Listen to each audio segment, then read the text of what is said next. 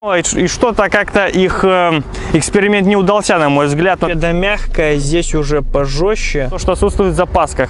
С такой ланчугой уже себя стрит-тракера начинаешь ощущать. Пластиковая крышка багажника задняя, это очень хорошо. Приветствую, ребят, вы на канале Юра. Сегодня речь пойдет о Peugeot 508. Давно я хотел снять такую машину, но я хотел снять именно рестайлинг, потому что дорестовый автомобиль смотрится нелепо, мягко скажем так. 407 смотрелся очень хорошо, а дорестовый 508 начали лепить из 407, и что-то как-то их эксперимент не удался, на мой взгляд, но это мое мнение. И вообще автомобиль принадлежит D-классу, и D-класс это очень спорный класс, потому что всегда возникает конкуренция в нем. Когда вы в B-C-классе, хочется больше комфорта, больше простора в салоне, каких-то функций, управляемости, маневренности, и многие все равно идут вверх по нарастающей, но также тормозятся на D-классе, потому что E-F-класс это уже совсем другие деньги по обслуживанию, но по комфорту автомобиль достоин, и большинство автомобилистов устраивает их оснащение, уровень комфорта и динамики.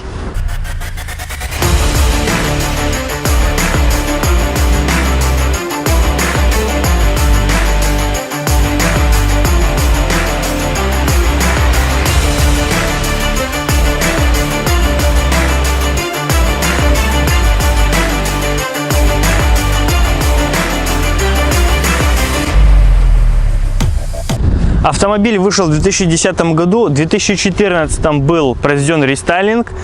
Следующий рестайлинг был уже в 2018 году, снова внешность поменяли. Первый рестайлинг, наша машина 2017 года, первый рестайлинг изменилась именно внешность. И на мой взгляд машина стала выглядеть гораздо красивее. Но 508 как-то вот, как жаба, не хочу никого обидеть владельца 508-х дорестовых, но как-то совсем не зашло.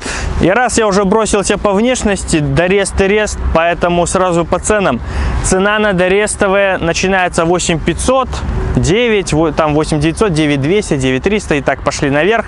Но это не с рынка, а не с рынка это 1.6 бензин на автомате с пробегом уже 240-250 тысяч, уже машины наездившие, повидавшие на своем веку. Рестайлинг с 2014 года, и соответственно уже цена начинается от 15, в районе 15. Кто-то чуть меньше попросит, ну и пошли наверх.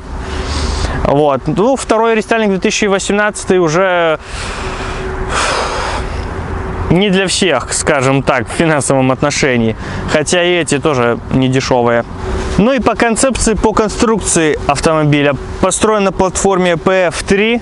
То же самое, что Citroёn C5. Я на 407-м, на Citroёn C5 рассказывал, они всегда одну платформу делят. И по логике всегда последующая модель выходит на смену предыдущей. Но здесь, как заявлено заводом, она пришла на смену двум автомобилям. 607 сняли, 407. То есть получается, в целом автомобиль остался 407-м, якобы чуть больше в размерах. Но салон 607-го в нее засунули. Пространство в салоне от 607-го. И от 407-го машина унаследовала ходовую. Подвеска от 407-го все же отличается. Вот спереди самый ключевой момент, то что здесь спереди Макферсон. А у 407-го было слишком все заморочено в плане соединений. Здесь вот один взгляд бросил, здесь попроще. Не так все массивно, не такие объемные детали, и не так все дорого с точки зрения ступицы всего механизма в целом. Только двухрычажная подвеска была на 2.2 GT версии, там же двухрычажка, да, а так везде Макферсон. Но сзади пространственный подрамник, сразу 407 напоминает, все по расположению рычагов, все сразу одного взгляда достаточно, чтобы понять, что это реальный потомок 407-го. Также машина хороша в поворотах, хорошая управляемость, маневренность, но машина становится жестковатой, зубодробильной, когда уже начинаются большие ямы и неровности. Потому что ход подвески в 407-м было порядка 10 сантиметров, ну то есть 20, 10 вниз, 10 вверх. Здесь, по-моему, также, ну, по-моему, по сантиметру здесь накинули.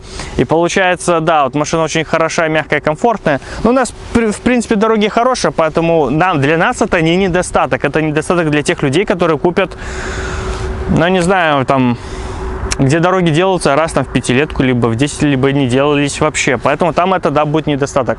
Но тогда уже нужен пневмобаллоны и какой-нибудь автомобиль премиум сегмента. Но как бы до рестовый 508 не был бы ужасен, ну, для меня лично, но все равно преимущество автомобиля в том, что когда она выходила в 2010 году, она положила всех конкурентов на лопатки. Как 607 в свое время, я на обзоре тоже это рассказывал. Почему? Потому что в 2010 выходил 508, это новый кузов, это новый автомобиль, это не рестайлинг 407, это новая машина. А конкуренты, это вот Audi A4, Passat, тут B7 был, это рестайлинг B6, и A4, B8, это тоже рестайлинг, потом только вышел, и то позже на несколько лет. Citroёn C5 тоже был второй рестайлинг, тот же Mondeo, тоже все рестайлинговые, а здесь принципиально новый автомобиль, который смотрелся все равно более современно, более с крутым дизайном. Потом машина зашла людям, она пользовалась популярностью. Короче, угадали, как с 607 в свое время, когда все пихали в 607.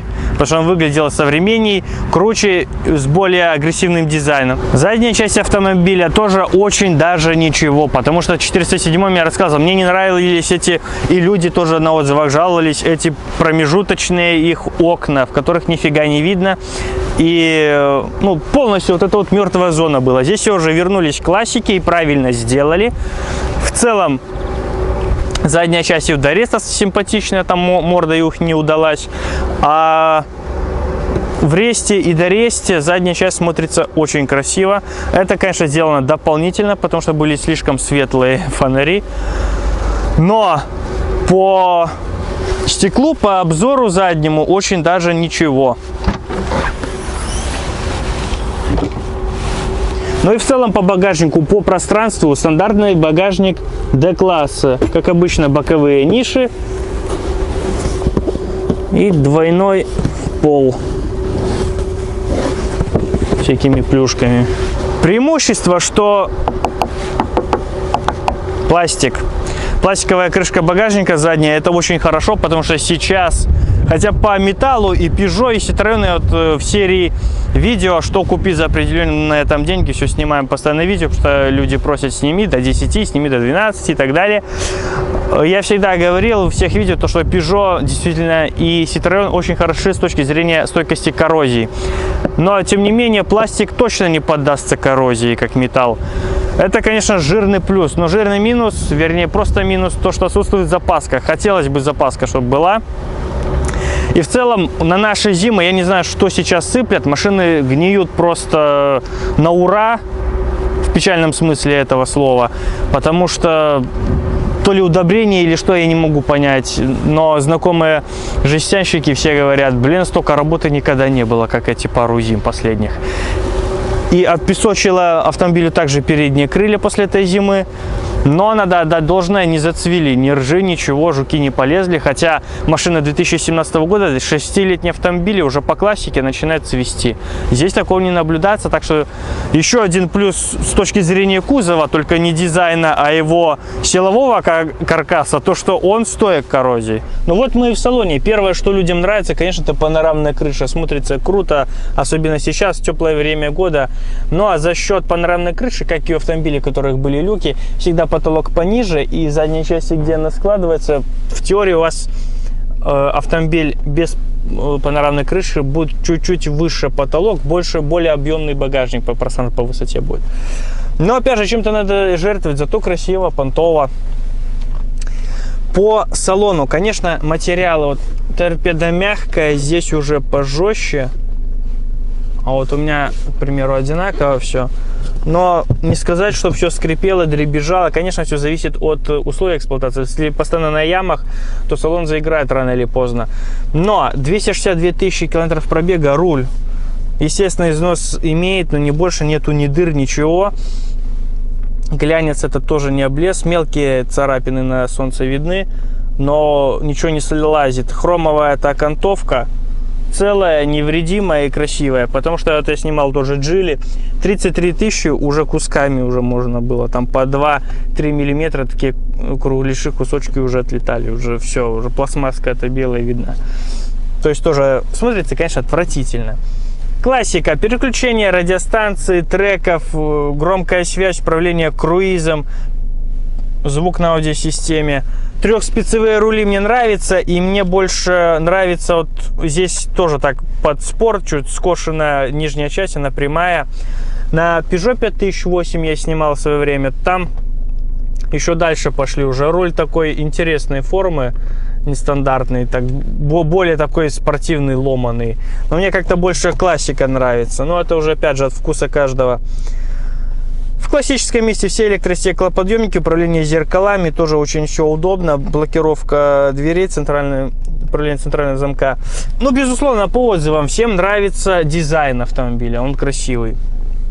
Дорез тоже людям некоторые обожают, тоже дело вкуса каждого. Интерьер тоже все любят, действительно, все смотрится максимально вот модно, современно, потому что в многих автомобилях, вот в Мерседесе все равно по-стариковски. Качество материалов неплохое, но все равно смотрится по-стариковски. И некоторые жаловались, что неудобно садиться в машину. Хотя мне, если мой рост 176, мне было удобно садиться, никаких проблем не испытываю. Если вы немного погабаритнее, чем я, сиденье назад нужно отодвинуть. И в теории человек будет обходить эту стойку. Надо вот так как-то фигурно садиться. И был владелец, я так понимаю, тоже плотно упитанный человек, который написал то, что руль низко расположен. Но если да, по массиве человек, ноги где-то помощнее, чем мои, и где-то уже ногой рулит ногами.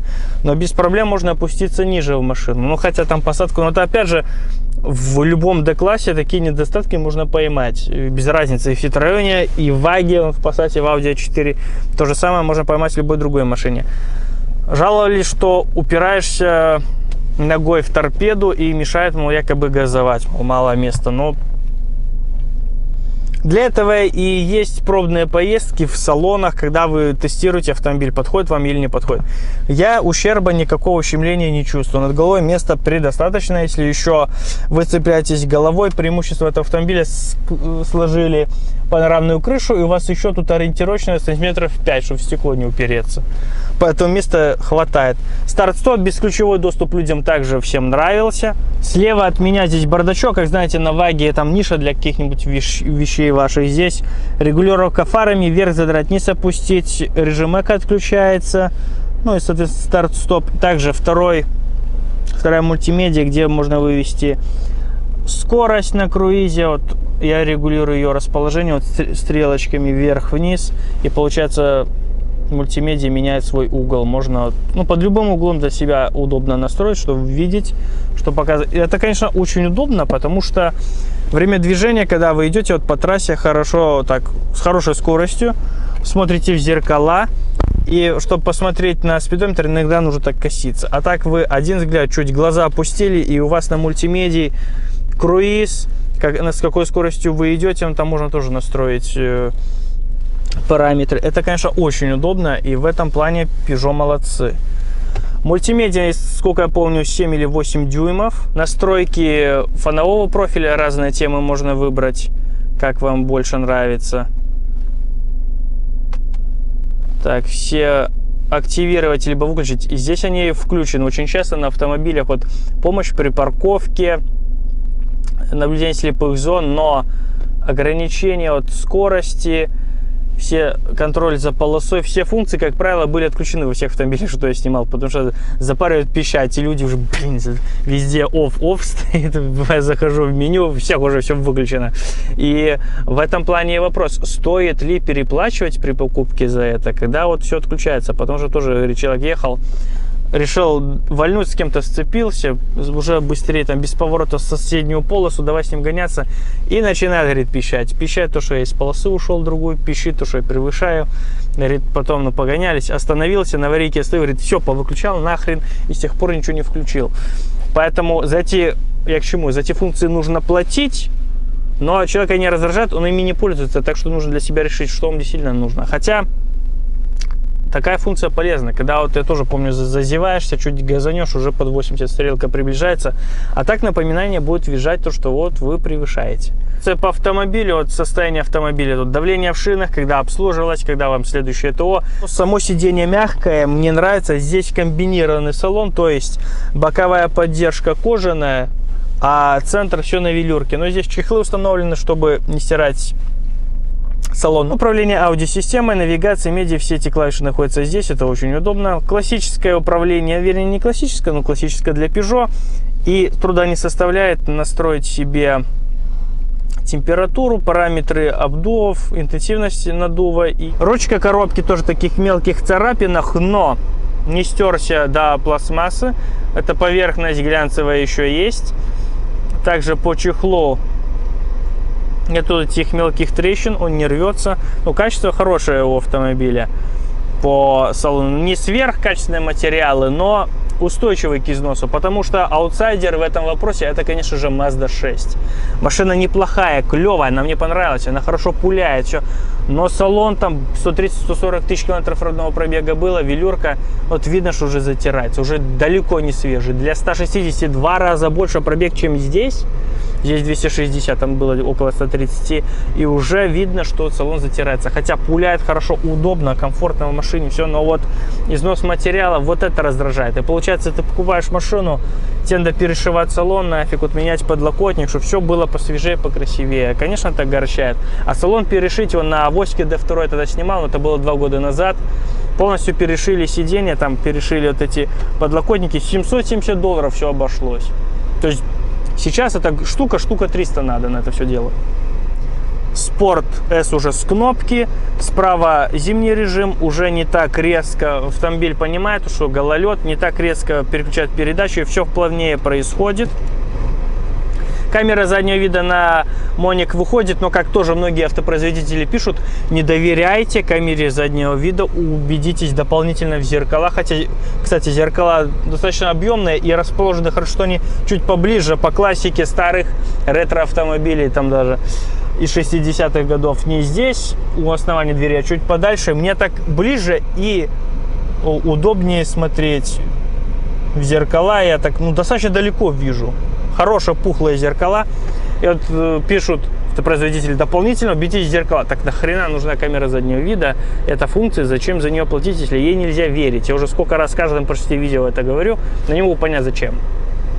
Ниша подлокотника небольшая, есть USB разъем, но подлокотник можно регулировать по вылету. Это очень удобно.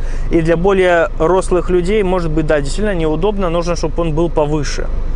Но опять же можно сидуху ниже опустить, но обзор ухудшите. Сзади очень мягкий диван, пространства достаточно, обзор чуть похуже, потому что очень здоровые подголовники, они закрывают обзор, но посередине я вижу впереди все, что происходит, и за счет более пространственного салона действительно они 508 сюда в салон засунули, пространство именно его и габариты. Если бы салон был в теории чуть поменьше, то за счет сиденья я бы вообще не видел, что впереди происходит. Куда мы едем, обгоняем мы кого или нет. Я мог бы только сидеть и как идиот, только вот мимо пролетающие там деревья, здания замечать, блин. А так я могу вперед смотреть за счет того, что салон более объемный. Ну, как правило, направление потока воздуха, регулировка их. К сожалению, здесь климат-контроль двухзонный, а не трех, поэтому обдув на себя вы не отрегулируете. Розетка 12 вольт. До подлокотника мы уже добраться не можем из-за чехлов. Глянец этот не затерт ни спереди, ни сзади, он хорошо сохранился. То есть качество, пускай не самый вот дорогой пластик дубоватый, здесь тоже такой вот. Можно было бы чуть подороже поставить. Но тем не менее, ничего не постиралось, не позатиралось, нету таких мелких царапин, которые вызывают только отвращение. Нет, все очень хорошо, добротно и комфортно. Над головой место есть, мне удобно. И легкая тонировка добавляет внешнего вида и не сильно все затемняет. Что через водительское видел, то в принципе здесь. Легкое затемнение, не более того. Но преимущество: с улицы ничего не видно, что сзади происходит. Преимущество более современного автомобиля, то что механический ручник дергать не надо, а тут даже и кнопку нажимать не надо, он автоматически снимается и ставится на ручник.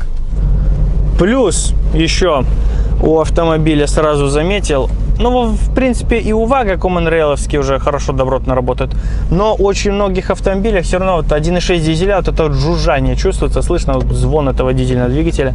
Здесь так добротно, тихо работает, по шумоизоляции я его вообще не слышу. У нас 1.6 DV6 FC. Преимущество этого 1.6 то, что сразу 8-клоп, поэтому ГРМ в целом будет проще, и выставить его проще, потому что если кто-то меняет сам, то с 8-клопом, с одним распредвалом попроще это дело все делать. Ременной привод ГРМ, поршень 75 88,3 ход его, степень сжатия 17. И это плюс, потому что вот многие автопроизводители, конкуренты не понимают, зачем на турбодизелях делать квадратную поршню, там 85 на 88, 84 на 88, там, если 2-литровые. Поэтому чем длиннее ход поршня, тем веселее тяга снизу. И тяга снизу здесь 300 крутящего с 1750. 120 лошадей при 3500 оборотов, но недостаток для многих это алюминиевый блок. Все боятся алюминия. Хотя жалоб по этому двигателю нету никаких недостатков. По поводу самостоятельного обслуживания, это, конечно же, тоже песня. Потому что если даже вот опоры двигателя, все рядом, топливный фильтр, даже если вам турбину потом надо будет менять, отдать на реставрацию, в теории, она расположена спереди автомобиля, вам удобно здесь ее открутить будет, чем когда она стоит сзади, за двигателем. Воздухан здесь. Единственное, то, что портит картину, это масляный фильтр, который здесь расположен. Нужно снимать патрубок этот, чтобы до него добраться. Здесь Евро 6, уже 8Blue. Но я рассказывал на многих автомобилях, это было на канале. Также Орис, который для сажейка, он подает жидкость, уже эту жижу в топливный бак, когда вы заправляетесь, уже для сажейка полезнее. А 8Blue для выхлопных газов, чтобы меньше едкость была выхлопного. Но опять же, зато можно спокойно стоять в гараже и разговаривать при работающем автомобиле. Уже не так будете задыхаться. Хотя, конечно, это чувствуется, но тем не менее. По шумоизоляции здесь тяжело судить, потому что кто на чем ездил до этого. Это вот, ребят, сугубо от этого и зависит. На чем вы ездили до этого. Потому что, конечно, после там Е-класса, бизнес-класса, вам здесь будет, может быть, громковато, но другому человеку, который с БЦ-класса сюда пересел, очень даже обрадуется шумоизоляции. Поэтому насчет, ты к чему? Насчет шумоизоляции неоднозначное мнение вообще. И по ходовой, действительно, здесь такие наплывы, вот стыки достаточно мягко она отрабатывает, нету уже так отвратительного участка дороги, на котором уже машина была бы как барабан, уже там зубодробилка-то включалась бы. Нет, вот здесь наплывы, выбоины, и она едет спокойно так, мягко. Многие автомобили, на которых я езжу здесь, они все равно повторяют профиль дороги. То, что машина становится зубодробильной и жесткой на плохой дороге, это не недостаток автомобиля, потому что он для таких дорог не создавался. Вот преимущество даже вот перед Audi, там, Вагом, Фордами, даже и Ситроенами. Citroёn там тоже вот, это именно то, что они повторяют профиль дороги. То есть здесь вот эти неровности, наплывы, и ты чувствуешь, как вот передние колеса, задние вот эти наплывы заезжают, они это профиль повторяют, ты плывешь как по волнам по этим. А здесь машина все равно ровнее, то есть как будто ты плывешь, ты не чувствуешь вот профиля, ты едешь прямо. И я вот подсознательно я не чувствую, как колеса вот по дороге идут. Очень такое вот впечатление кайфовое. Но, конечно, если уже заехать сейчас на ямы, хода подвески не будет хватать, уже будут просто удары вот такие. А в целом, что касается надежности, что 1.6, что 2-литрового, было очень много вариаций 2-литровых дизелей. Здесь HDI. 1.6, 2.0 HDI, вот очень хорошие надежные двигатели. Конечно, если это находились у, не хочу оскорблять никого, у не совсем совестных людей, конечно, будут проблемы. Потому что, мне помню, тоже на мой автомобиль, я снимал обзор, один написал человек, говорит, что ты врешь, у меня двигатель такой же, он жрет масло. Я спросил, что он заливает и как он заливает. Он заливал раз 15 тысяч, заливал то, что я в B4 свой заливать боялся. Поэтому здесь, конечно, тоже все индивидуально, потому что у меня сразу зрение черно-белое стало, из-за сердца я схватился, потому что он льет в этот двигатель. Поэтому все от вас зависит, ребят, конечно.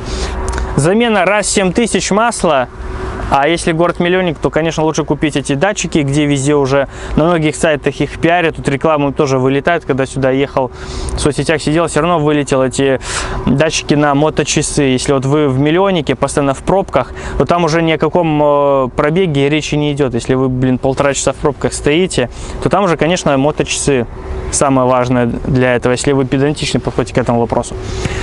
Хорошее топливо и масло, своевременная замена, потому что топливная система не переваривает плохого топлива. И в целом нету претензий к этому автомобилю. По 2.2 HDI минус – это его редкость. И редкость автомобиля с таким двигателем. Хотя, в принципе, у нас сейчас вы его, я думаю, не найдете. Если только там до рестовый какой 10-летний будет. А так по свежее не найдете, потому что гонят в основном 1.6 2.0. Также 2.2, как и эти все, критичен к топливу и маслу, это безусловно, но масло немного подъедает все же. Я узнал, потому что меня часто вот тоже зрители спрашивают, пишут в личку, ты говоришь турбина, ну а сколько восстановления это стоит? Восстановление вот моей турбины на моем автомобиле 2.0 189 дизель, 140 сил, $100-200. Все зависит, конечно, от актуатора, потому что отдельно он не реставрируется, он только меняется. Но шток, все это восстановить, сделать $100-200. Короче, если у вас сдох актуатор, грубо, готовьте 2 сотни. Если актуатор жив, около сотни готовьте. Вот, поэтому не так критично. На 1.6 быстрее будут турбины умирать, уже к 300 тысячам уже придется реставрировать шток, уже будут люфты, уже будут кидать масло, хотя здесь все сухо, но тем не менее в большинстве своем такие вот. Хотя 1.6 и 2.0 это один и тот же двигатель в принципе, только ход там поршня отличается, ну и сам поршень может быть чуть поменьше, а так конструктивно один и тот же. Но за счет того, что меньше крутяшки, меньше мощности, нужно больше крутить, и быстрее турбина умирает. 1.6 Atmo здесь был, для тех, кто любит, но от BMW. Поэтому валвтроники и ваносы вы узнаете, что это такое. Также клинит маслонасос. 100-150 тысяч нужно менять цепь ГРМ. Также был 1.6 бензиновый турбовый двигатель, 156 лошадиных сил. Тоже цепь растягивается быстрее, в теории. Уже на 100 тысячах нужно менять. Требователен к топливу и отказы по приводу помпы заявлены. Они не такие массовые, но вычто, что такое случалось. Может тоже разовый какой-то дефект, но тем не менее такая проблема была. И также некоторые писали, тоже там механики, бывшие владельцы, что быстро коксуется двигатель. Но тоже зависит от стиля езды, где вы ездите, на каких оборотах. Потому что турбодвигателю на тяге противопоказаны, в принципе, вообще. Переключение я чувствую, сейчас переключилась не так быстро, как на DSG. Но она надежная, и многие все равно... А истинские коробки все равно авторитетные, пользуются уважением, и я не хочу ее унизить по-любому, потому что истинский автомат — это всем автоматом автомат. По коробкам были механики, нужно рассчитывать на замену сцепления, в зависимости от пробега. У нас автоматы айсиновские EAT6. Надежный, хороший автомат, но в рестайлинге его еще усовершенствовали. Как заявлено заводом, официальными данными, что усовершенствовали гидротрансформатор. Ну, бублик всегда разбивается на автомате, так что стал еще надежнее и долговечнее бублик. Блок переключения модернизировали. Изменили конструкцию уплотнительных коллег, соответственно, давление лучше держит, нету перепада давления, соответственно, и передача переключается быстрее и четче. Новый теплообменник, то есть и над коробкой еще поработали. И самое, что смешное, нету регламента по замене масла, но по нормальному 3 ТО, то есть 3 замены масла и частичная замена масла в коробке. Как я снимал тоже Volvo XC90. Там владелец 12,5 литров масла в коробке. Говорит, ну я частично 4 там литра поменял и на 20 тысяч про пинки, толчки забыл. А там уже пробег за 300 тысяч. Здесь пожестче чуть стык. Более грубо сделан, видимо, в пятницу вечером делали. Либо в понедельник утром нехотя, то здесь уже почувствовался такое легкое дребезжание, такой не удар, а такое легкое дребезжание. То есть, по сути дела, ходовой, если вот по проспектам так ездить, то, конечно, и у Вага она выигрывает. У Вага мягкая подвеска, здесь чувствуется такая плотность. Чувствуешь, это надо сесть, проехать и понять. Чувствуешь ограничение по ходу. У Вага больше хода подвески, он плывет, ну так, помягче едет вперед. Здесь этого нету, но и не чувствуешь повторения вот этих волн, и тебя не так укачивает. В этом тоже преимущество. На плохой дороге, честно говоря, жалко вообще ездить по плохим дорогам на таком автомобиле. Ну, потому что у меня лично такой принцип. Я лучше в объезд 10 километров нарисую, чем я пойду по плохой дороге, а потом полезу в ходовую. Счет двигателя, от динамики его все равно хватает. Кому как, опять же, кто после чего пересел. После 2-литрового мне не хватает тяги снизу. Вот чувствуется, уже начинает жужжать. 2,5-2700, переключился на следующую. Все равно маловато еще 1,6 мощи. Вот, но в целом все равно неплохо, достаточно, вот до 80 быстро набирает по городу, здесь будет комфортно. Можно в спорт режим переключиться, переключение будет быстрее и резче. А в пробках на режиме эко можно катиться и экономить топливо. Я сейчас вот распинался по поводу хода работы подвески, по поводу двигателя, но все равно большинство людей такие машины покупают, как я вот Абарт в свое время снимал, рассказывал про сложную конструктивную его особенность, этого двигателя. Владелец стоит, говорит, я слушаю и сам узнаю, говорит, я не знаю, что там под капотом. И так много автомобилей, которые я снимал, особенно новые, компакт-кроссоверы, как правило, что тоже говорит, я на нем наезжу 1050-60 и все, и до свидания. И многие не заморачиваются, так что поэтому, может, не многим это актуально. С каким двигателем брать, я вот к этому это все веду. Ну, решать каждому. Кто боится дизеля, ну, берите бензин. 1.6 турбовый, 156 лошадей, будет хорошо пулять по городу, по трассе. Единственное, что... Да, это вот закоксовка, но нужно хорошее масло ли, чаще его менять. И двигатель этот не терпит натяга. На нем можно ездить натяг, да, но когда вы даете ему нормально, не постоянно в отсечку, так нельзя делать, а нормально даете хорошие обороты, турбодвигателю нужны обороты, на то он и турбо. Никакой закоксовки и никаких проблем вы не встречаете. Так, сейчас режим спорт. Ну, с 2 до 2600, тут 3, 3500, 3700 переключилась, на 2500 перескочила. Уже гораздо веселее и интереснее автомобиль едет. Тормоза классные у машины. Вот тормоза мне здесь нравятся, даже вот ваговские напоминают. То, что так уверенно нажимаешь, машина на глазах начинает снижаться, ты понимаешь, прогнозируешь. Потому что на многих автомобилях педаль мягенькая, она вроде скорость сбрасывает, но по ощущению ты этого не чувствуешь. Кажется, блин, еще начинаешь давить сильнее. Здесь так сразу нажал, и уже на глазах она начинает скорость сбрасывать. Это я люблю. И как же дублер мне вот этот нравится. Я вот на него сейчас смотрю, и я не кашусь на спидометр сюда, я смотрю только туда. Это не 3.0 V6 дизель, но он и подешевле в обслуживании, и поэкономичней. И большинству людей это только будет радовать. Потому что 3-литровый, кроме динамики, вас больше ничего, конечно, не порадует. А обслуживание, тем более сейчас, очень дорогое. Здесь лаунч-контроль. Тоже педаль такая двойная, то есть вы один раз нажимаете, машина прет хорошо, нажимаете еще раз, как кнопка такая, педаль продавливается еще глубже, и уже начала 4200 уже крутить посерьезнее.